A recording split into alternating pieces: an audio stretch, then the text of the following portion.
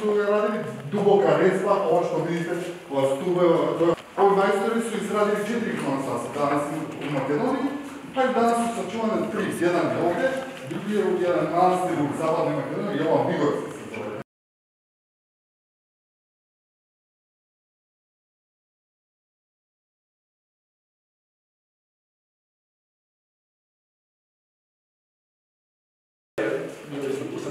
Ne, ovo je ono je bilo tada, vojna bila između da je požar izgorala i ova crkva. I sam Piccolomini je upravo povlačiš se od kude. Da je ta freska iz 14. stoljeća ovdje. Da imamo od 14. Mi smo bili rođeni oboje, u 63. Kada je bio zemlja da se skopi.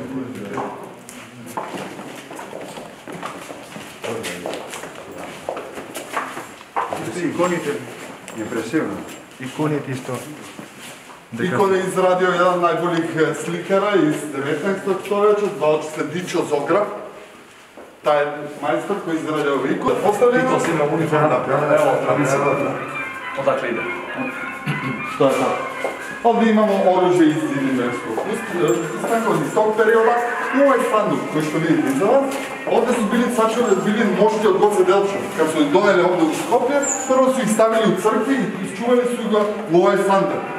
Ova drugo pano je njegova revolucionarna borba, ova treće pano je njegov ugibljak gdje je sahranjen u Banici, u Celobanici i njegovi mošti su tamo do 1946. godine.